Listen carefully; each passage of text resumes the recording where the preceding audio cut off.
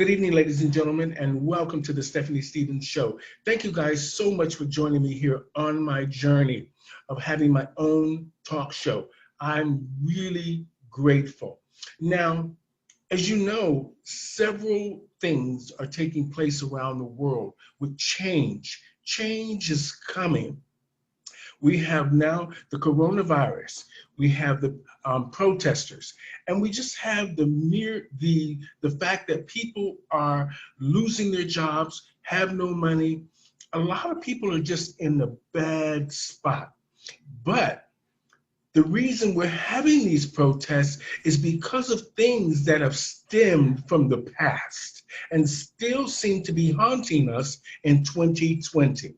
So I actually was looking on Facebook and finding things that were trending. And I found that now that the young people have a voice within this protest, which I think is an amazing thing, I have decided to invite a young performer onto my show tonight to just talk about her experiences living and working in the LGBT pronoun two-spirited community. Now, please welcome to my show. This is Luna Dubois. Did I pronounce it right? Yes, that was Luna Dubois. How are you? I'm good. How are you doing? You are beautiful, Thank you. beautiful. Thank you. Means a lot. Fantastic makeup. Fantastic. Thank you. Now, where are you from, Luna? I'm originally born and partly raised in Nigeria. I moved here when I was 12 years old, so I've been here for quite some time now. I'm only 21 now, so about 8 years now, if I did that math right. Oh, so now this is how are you adjusting to Canadian life in a sense of you being an adult now? I think I've pretty much been adapted to it since I moved here, because when I first moved here at 12, I was still very young. I was still learning about myself. So it was kind of easy to adapt and learn and differentiate Canadian culture from Nigerian culture and whatnot. Mm-hmm. So I'm adjusted to the Western world now. I probably think like your average Western Generation Z or X or Millennial, whatever you want to call it. So but the only thing that I had to adjust to was racism, because I come from a country, it's all Black people. No one's being racist towards another Black person, just not a thing, right? So when I moved here, I started experiencing that. So yeah. Okay. Well, from years of just dealing with the different races, we understand in the Black community, sometimes people that are high yellow are treated different than people that are darker skinned. Yeah, absolutely.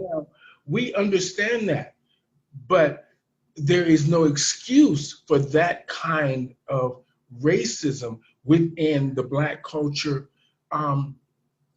treating another Black person that way.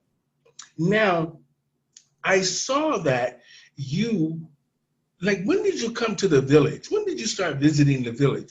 Well, I started going when I was 18, when I had a fake, but legally 19 years old, I went out a lot more with my friends, and that's when I really started getting myself involved with the community. And a year after that, I think I think it was when I was 19, I dabbled into drag and started doing it, and there we are.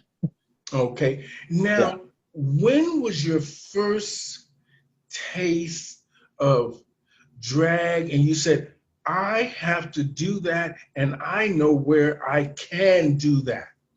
So like every other teenager, I guess, you start from watching the first Drag Race, but the first time I ever saw a drag queen live face to face was at Cruising Tangs, I believe.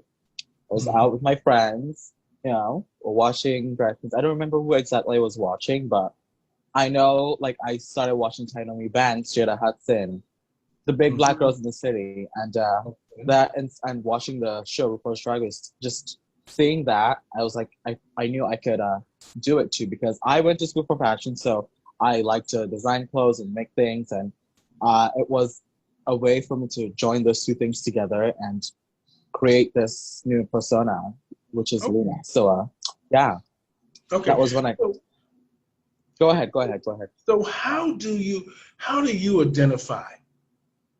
Uh, do you mean like sexually or? No, how, yeah, like you tell me, how should we address you? Are you he, she, Oh, they? okay. Oh, okay, yeah. She, her in drag, obviously, and when I'm not in drag, he, him. But usually, if you say she because you know me as a drag queen, I wouldn't like classify or anything. I'm very flexible with it, and like I think I'm Hmm. a very androgynous person in my daily Hmm. life anyway. So pronouns don't really bother me. But if you have to put it on paper, he, him out of drag, and she, her in drag. Now, I must say, you look exceptional. Oh, thank you so Exceptional. much. I Thank you so mean, much. it's really fantastic. I'm drawn to the colors. Usually, I'm not really a color person, but the way you Yeah. did it is exquisite. It's Thank you amazing. so much. Thank you. I So really appreciate that. you're welcome. Now, how did you, when you first did the shows in the bars, how did the other queens treat you? Not just Uh, necessarily the black ones or the white ones, just in general. How did you feel welcome when you went to Cruise and Tango to do the shows? my first ever performance was actually at the drink, and Okay, the this was drink. the first time. This was when I first started. Right, it was supposed to be a joke, just for fun. I didn't think I'd ever take it seriously as an occupation. So Mhm, I went in. People didn't really recognize me because I usually would go out as a boy, but no one could mhm, recognize who I was. So I performed, and everyone knew who I was. So it was great. It was a really fun experience. I had a great time, and it was that same night my friends were like, "You should think of doing this as a career," and that's when I had to start thinking. And then yeah, because people saw something in me when I performed, mhm. and I grabbed onto that and I held onto it, and kept pursuing it. And I think I'm doing pretty well for someone who started just like about 2 years ago. So yeah, Mhm. and Okay, go ahead, go ahead. go ahead. No, go ahead. Finish it off. Finish. Yeah, yeah, and I think from so since that day, I've kept doing that, kept practicing, and tried to get opportunities for myself in the village. And then shortly after that, in the new year, I started working at Woody's 2019, I believe. And Mhm. yeah, I've now So the community. Woody's is now my resident bar, not longer the drink because of the things that happen. So yeah, that's all for that. Okay, so you feel welcomed in the community in a sense as a performer. Yes, absolutely. I feel like when you're in drag, people Mhm. don't tend to be discriminated because you're a queen. You're this personality that they look at. People are usually there for us. But Hmm. as a boy, as when I'm not in drag, you can tell the difference. People are a bit more iffy, especially when people don't recognize who I am. Hmm. You could easily tell. But yeah, that's it for that. Okay, so now, how do you think of what do you think of the drag shows in Toronto? I mean, the ones that you've been around. What do you think of the drag shows? Uh, well, I think the drag shows are amazing. I think the Toronto drag community is such a massive powerhouse because we perform a lot and we do what we call marathon drag. We're always doing numbers after numbers after numbers. So you get to see a lot of talented people, different kinds of drag kings, gender performers, drag queens. You see the show girls, you see the edgy girls, you see the girls that are into fashion, you see the ones that are just in between, just literally everything. And the community is so accepting of drag and Mhm. it feels like a family. Okay, now, have you ever felt like when you walked into the bar, not from the outside, you're Yeah. in the bar? Have you ever felt when you went into the bar, I don't belong here? Um, For me, I have my days. I have my up days and my down days. Sometimes I feel like I have to do a lot more than the next girl because like I feel like I do the same thing as the next white girl or lighter skinned girl, and it's easy for people to see what they do. Whereas with me, I feel like the first thing they see is, oh, she's a black girl. So people already have I started to think what they could possibly expect from me. But Mm-hmm. then it takes what I personally do to change their minds, because I don't do what people think I'm gonna do. I do anything that I want to do, that I Mm-hmm. feel comfortable doing as a person and what I love to do. So that way, it's that's how I get people to notice me in a sense. And Mm-hmm. that's why I feel like, oh, my makeup has to be snatched all the time.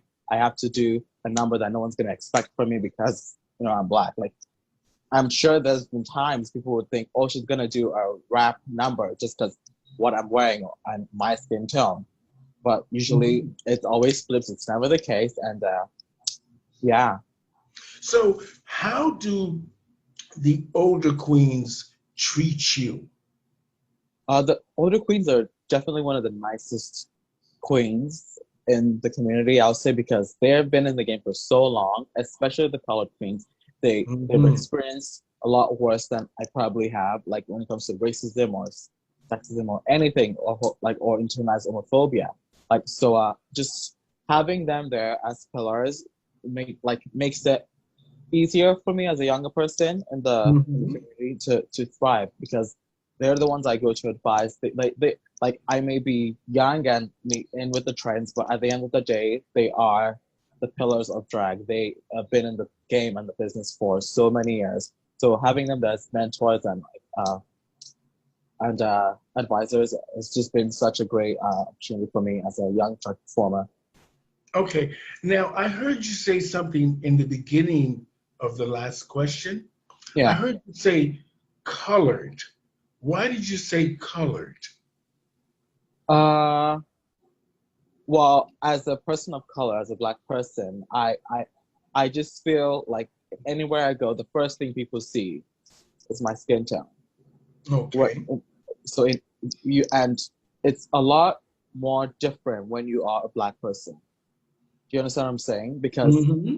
you could be Asian, you could be brown, you're still lighter than the black person most of the time. So Okay. like there's this sense of colorism that I've seen in the community sometimes. Just Mm-hmm. like the lighter Asian girl might get more recognition than the the black person who just happens to be black. And even though there's still people of You're color, cutting out.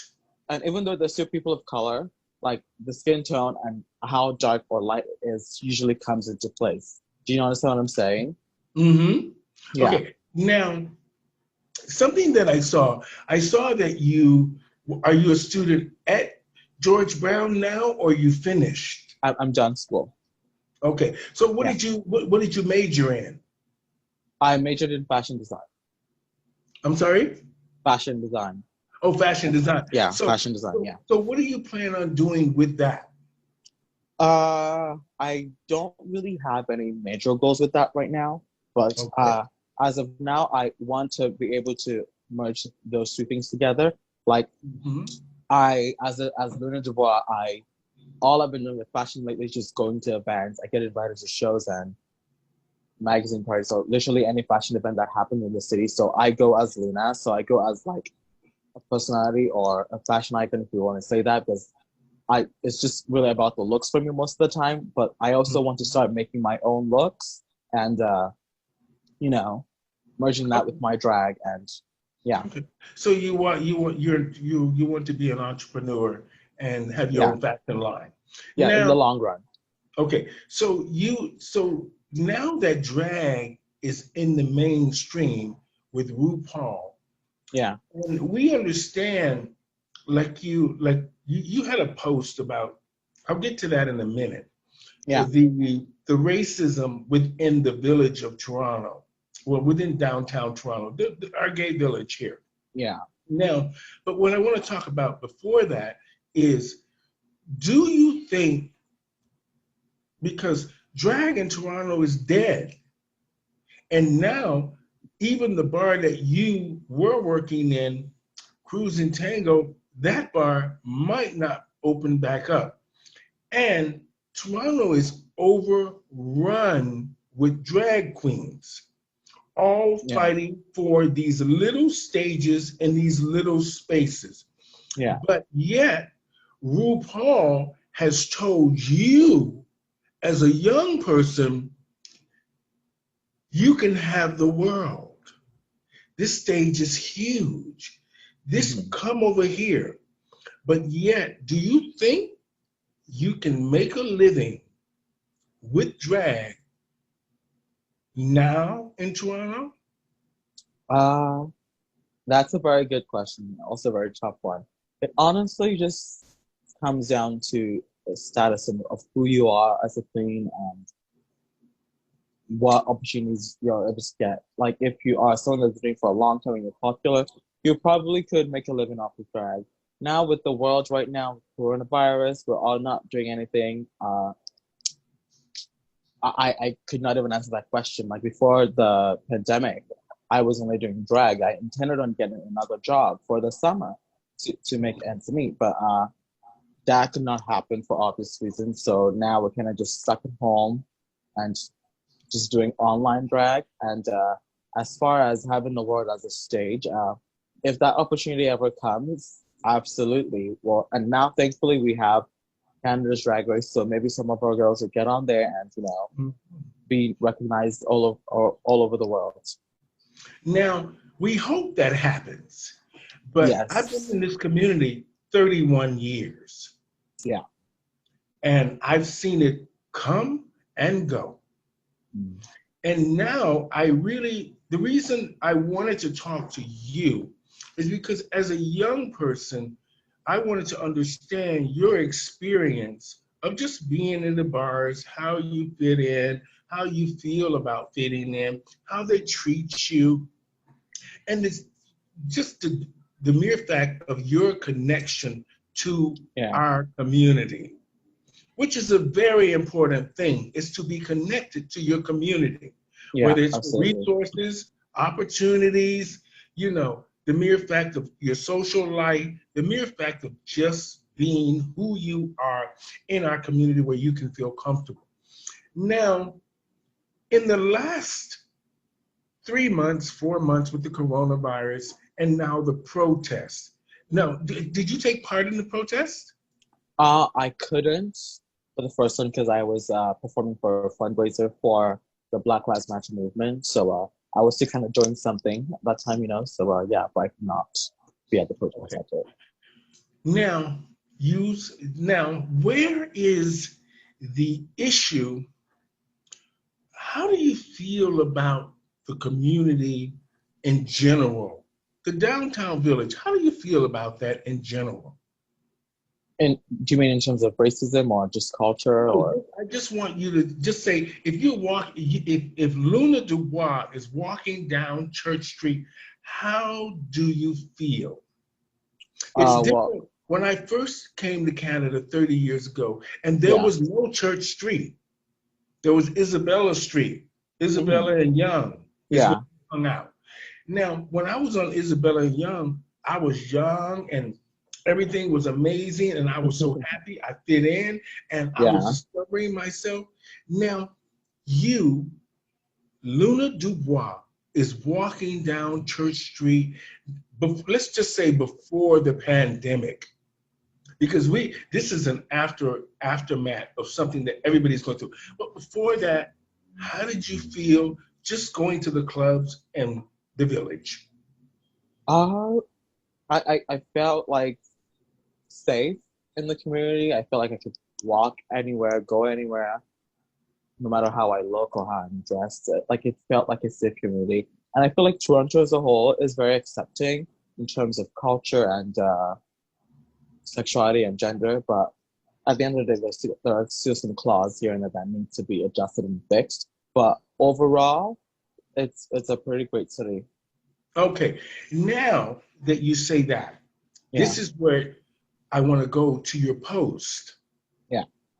I saw the post about you felt that the community or the bars themselves are racist, maybe towards you or just towards what you observe.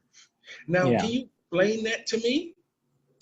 So to be more specific, it was just a about the drink. I know Grady's, and mainly not even the staff, but just the owner.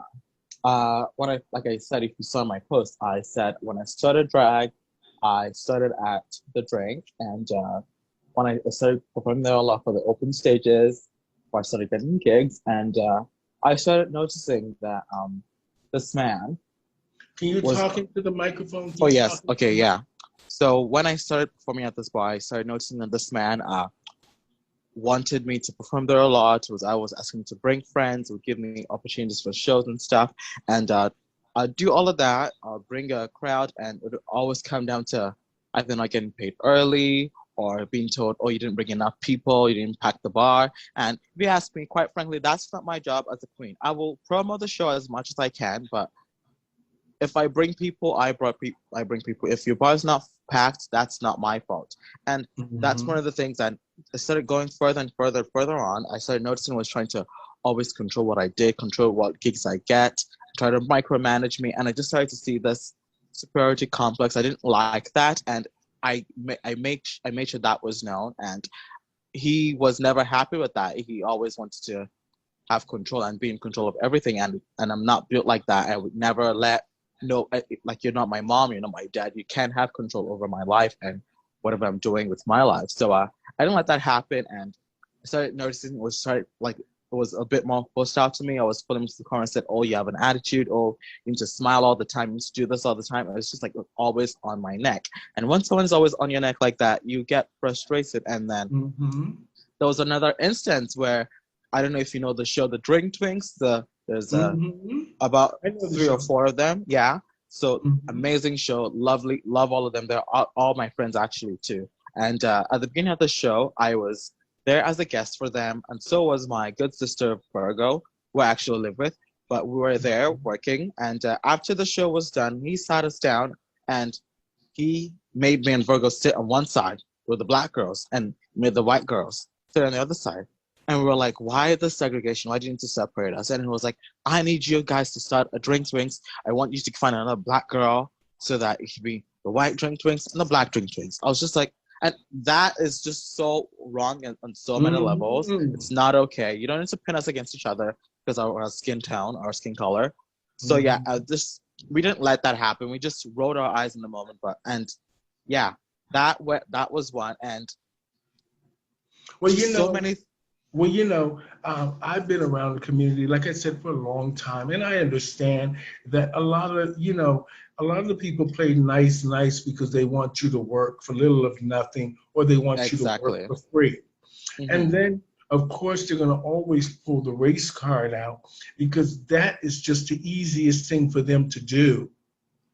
Yeah. Now, as a Black person within the community, what do you think is the real problem of is it that they're jealous because you look better than maybe the white performers or you perform better, or it's just the fact that they just want to use your talent because they don't feel like, well, we don't really know her, we're not going to really pay her. What how do you feel about just the fact of them inviting you to the bar but then treating you like you said, you're black over here and you're white over here?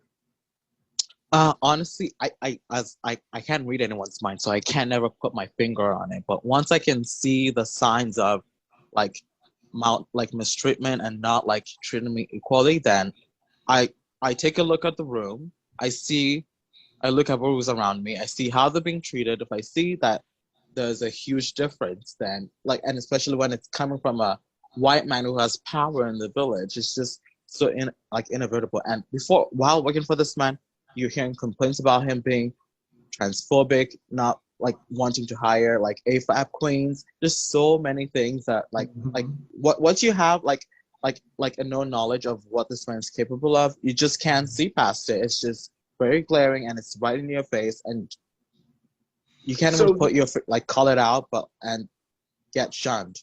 You know what I'm saying? Like I yeah, kept quiet, but yeah. so you think the community is racist?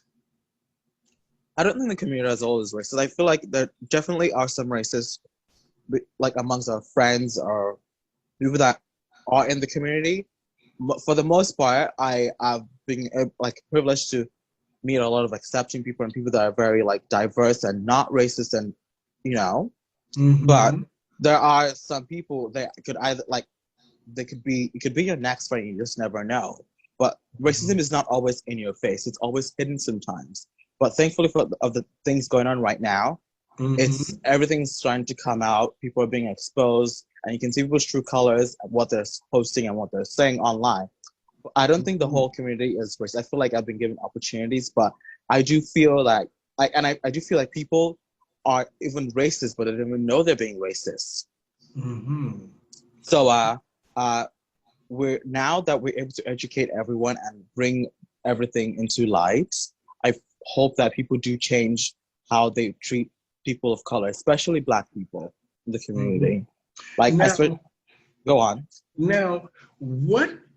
Why do you work for these places? I understand that sometimes you just have to prove yourself to sort of get your spot or, to make your way. I understand that.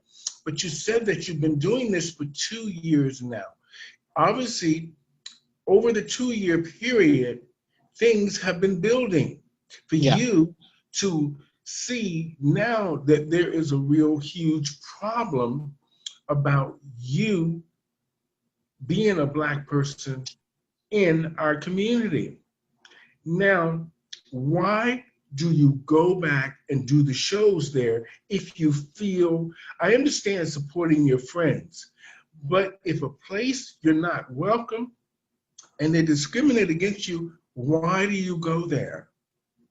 So for the drink and Arguedes, I actually don't work there anymore. I got banned there, so I don't go to these venues anymore. I only work at Woody's and Garage and sometimes Cruise, very rarely though. But I don't Mhm. go to the Drink and Garage and not Garage and O'Grady's anymore. And Woody's and Garage are the places I work at, and I do other things other that are not in the village sometimes. And I actually started my own show in the East End in February before the pandemic. So I have other opportunities. I do some influencer work online, and Mhm. yeah, and sometimes I So work as a now, makeup artist.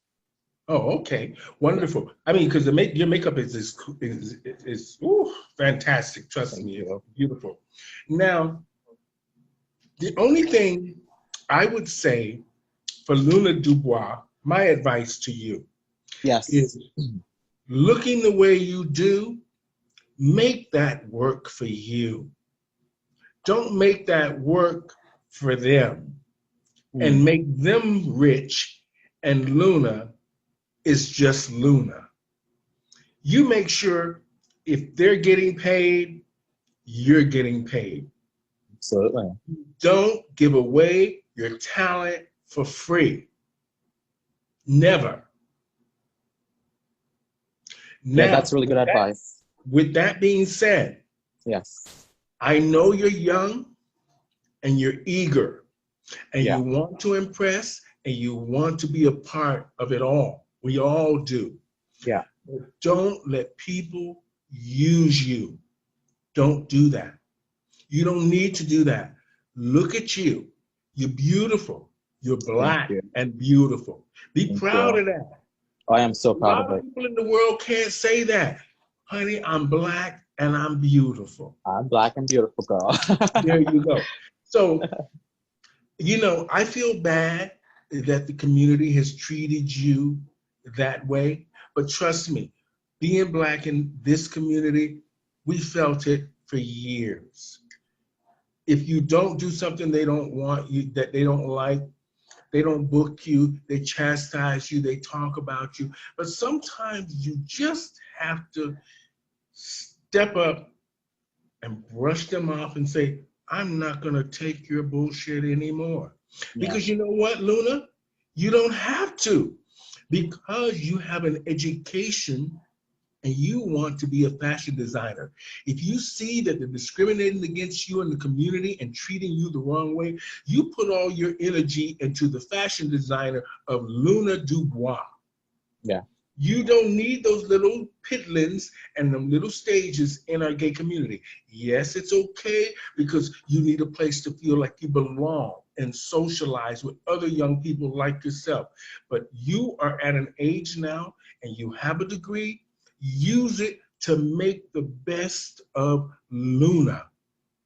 Drag at the end of the day is just a mask.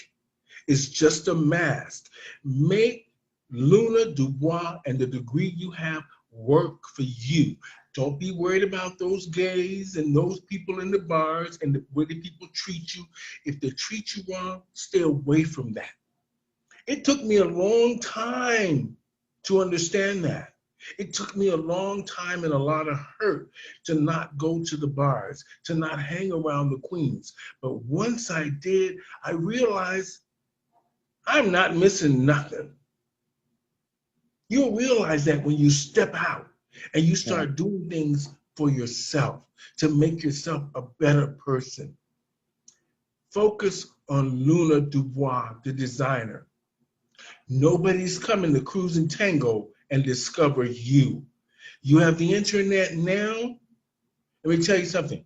I said this earlier in one of my conversations, and she was shocked when I said it. The Yeah. Kardashians have no talent, none, and they're multi-millionaires. Yeah, that's So true. you think you did all that on your face. You thought about your costume, it's great. That is branding. That's your brand. Yeah. Working for you. Don't worry about those people in the community, but always stand up for yourself when it comes to racism. Be smart. Always speak, talk, have a voice for us because other people had a voice for us. Yeah. Same thing, I'm going to say this to you. RuPaul, an American drag queen, gave Canadians their opportunity, something other Canadians, meaning this community that has made millions of dollars from Pride and everything else, didn't give its own Canadian performers. So you think about that Yeah. when you go to bed at night. You think an American queen gave Canadians an opportunity, meaning she did not discriminate against any of you. She ain't seen you. She didn't see you. She just saw an opportunity to help you, us, get where we needed to go. Regardless of what her motivation was behind it, the opportunity came from an American who didn't discriminate against any of us. So you think about that. Yeah. She opened doors for you, you opened doors for others. So in in all fairness, Yeah. I'm I hope you're blessed and things will Yeah. get better for you. And Yeah. I hope that you can understand that sometimes not all people in the community are racist, but we understand that racism is alive and well in the LGBTQ pronoun two-spirited community in downtown Toronto. It's alive and well. And we, as Black people, we have to confront this every day, all day. So make sure you're treated right, you get what you need, you're equal, and make sure you do not work for these people or any of them for free. Yeah, absolutely. No free So shows. with that of me preaching, with that of me preaching, Luna, it was great talking to you. I Absolutely. Thanks for hope, having I me. hope, I hope that being the young person that you are, that you will be happy. And one day we'll be buying your clothes, girl. One And, day. I'm going to say this, you're beautiful. And you Thank you were so a much. fantastic um, guest today. And good luck. Keep the fight up. Make sure, Absolutely. you know, just do what you think is right. and you'll be all right. Okay. Yes. Thank you for coming on my show today, Luna. Thank you. Thank you for having me. You're welcome. Ladies and gentlemen, I had Luna Dubois on my show today. She is a George Brown graduate with a degree in fashion design, and she came on to talk about some things that concerned her about the LGBTQIA pronoun community, concerning racism and just the way she was being treated. So hopefully we have enlightened you on her story, and hopefully with a little advice from me and her story and the way she feels, hopefully we can educate others to treat each other a little bit nicer and be more respectful and understanding that we are all the same. We might not look the same, but we're human beings and we are all the same. We have feelings, we want love, and we want to fit in. So I just say out there, everybody, be safe, be careful, and keep up the fight. Thank you, Luna. Thank you. Have a wonderful day. Bye-bye. Bye.